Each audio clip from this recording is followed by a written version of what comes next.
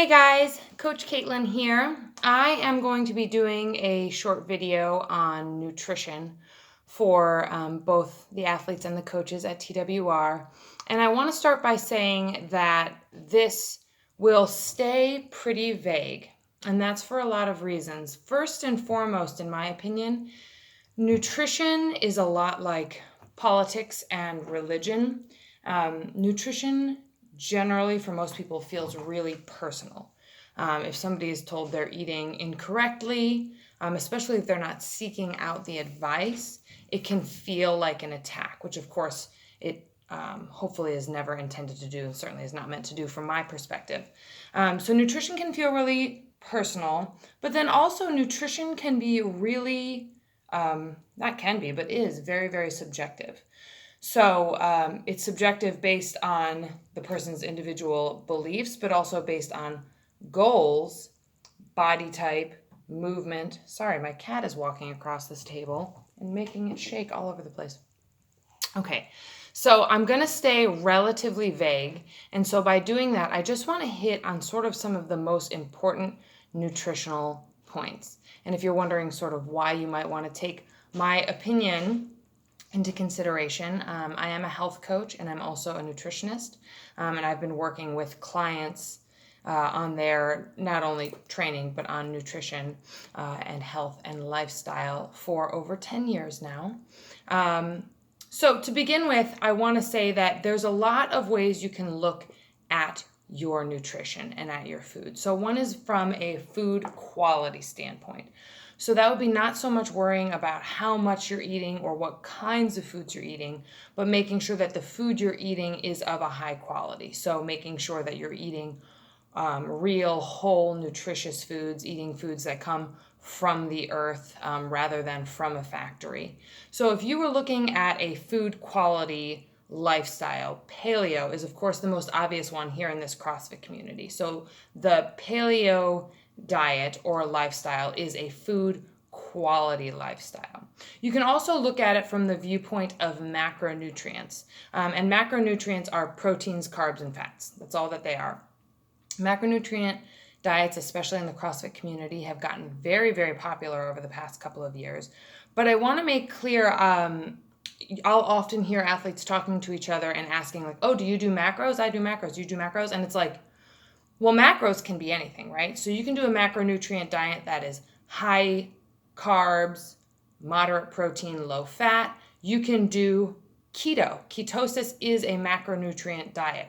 It is high fat, moderate protein, low carbohydrate. So almost sort of the exact opposite. And you can go anywhere in between. And if what you're following are those three macronutrients, whatever your sort of goals are, that is a macronutrient diet, whatever it might be. And of course, if that is the route you want to take, that should be based 100% on your goals, your health, and your lifestyle. Okay, so ketosis might not be the right diet for you if you are 30 years old and trying to go to the CrossFit Games and you're eating well and sleeping well otherwise. Ketosis probably isn't for you.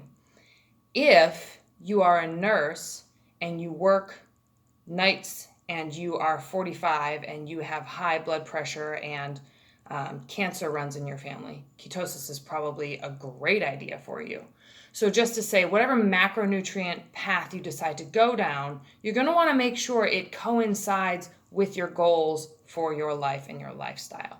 And then lastly, and I would say least importantly, is you can simply track food quantity. So you're not so much worried about the macronutrients, you're not so much worried about the quality, but you're just tracking calories.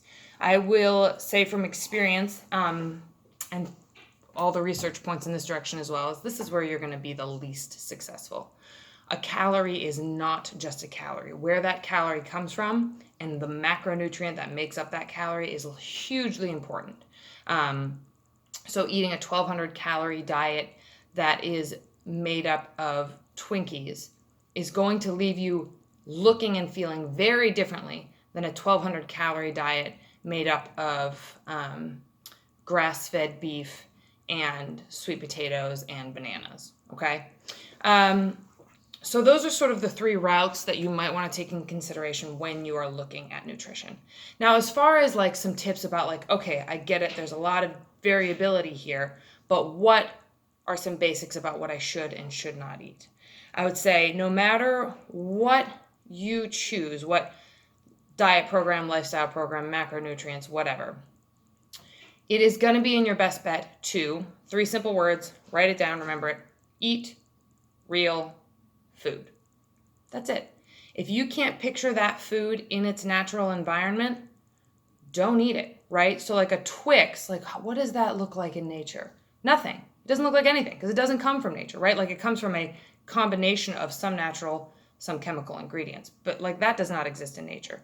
A carrot comes from nature. An egg, you can picture that in its own state, right? These are real foods.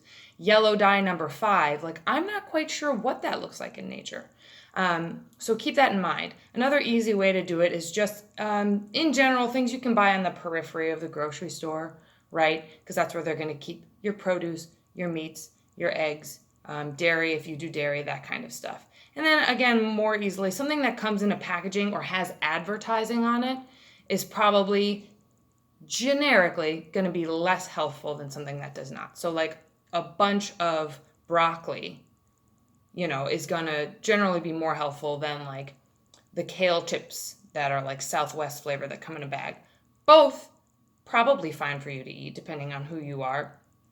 But just if you're going for some general guidelines. Lastly, or I would say second to last, you're going to want to make sure you eat a lot of vegetables. Other than the carnivore diet, which has not been around long enough for researchers to know a whole lot about. And some people have a lot of weight loss success on it and say they feel great on it, and that's fine. And if you're doing the carnivore diet, good luck.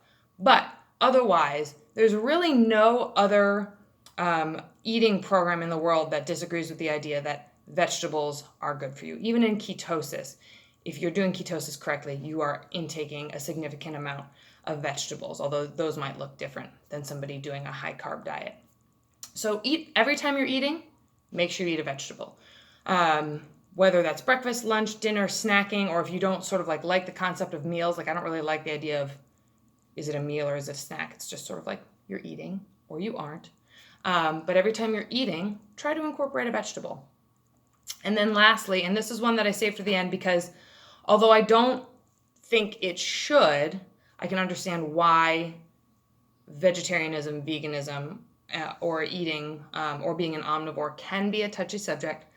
But in this circumstance, I can promise you I'm coming from no other perspective than a nutrition perspective.